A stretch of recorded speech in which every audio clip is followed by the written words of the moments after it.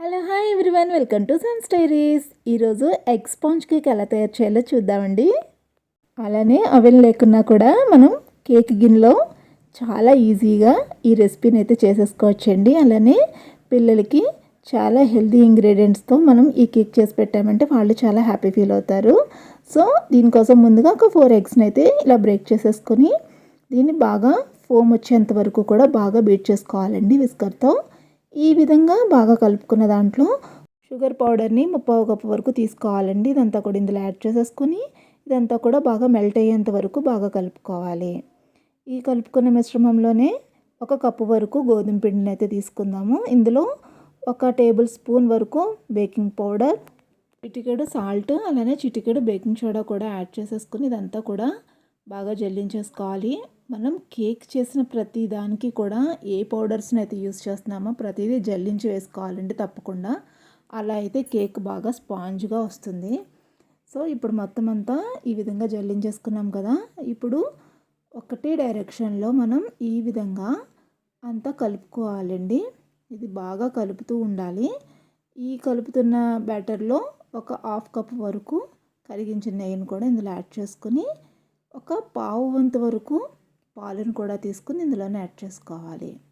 ఈ బ్యాటర్ని అంతా కూడా కట్ అండ్ ఫోల్డ్ మెథడ్లోనే మనం కలుపుతూ ఉండాలండి. ఒకటే డైరెక్షన్లో కలుపుతూ ఉండాలి, లేదంటే ఎయిర్ బబుల్స్ వచ్చేసి అంత పర్ఫెక్ట్గా కేక్ రాదు.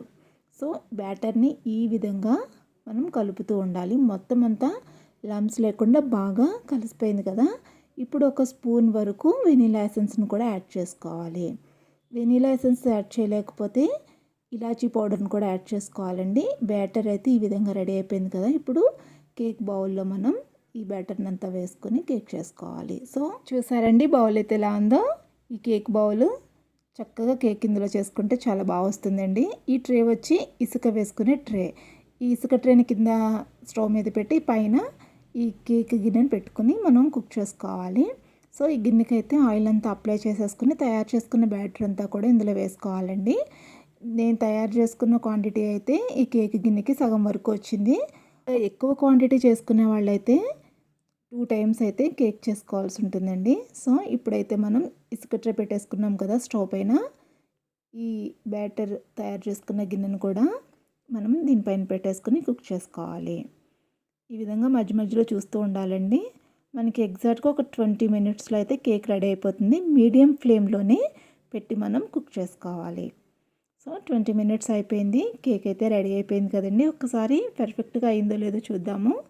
ఒకసారి నైఫ్ తీసుకొని ఈ విధంగా గుచ్చి చూసామంటే నైఫ్కి ఏ విధంగా ఏమి అంటుకోకుండా వచ్చిందంటే పర్ఫెక్ట్గా కేక్ అయితే రెడీ అయిపోయినట్టేనండి. సో మనం స్టవ్ అయితే బంద్ చేసేసుకొని చుట్టూ ఉన్న అంచులది కొంచెం లూజ్ చేసుకోవడానికి ఈ విధంగా పెట్టుకుని చల్లారిన తర్వాత ప్లేట్లోకి తీసుకోవాలి. సో అలానే ముక్కలుగా కట్ చేసుకొని ఈ విధంగా చూడండి కేక్ అయితే ఎంత చక్కగా వచ్చేసిందో. చాలా స్పాంజ్లా వచ్చిందండి. చాలా బాగుంది కదా కేక్.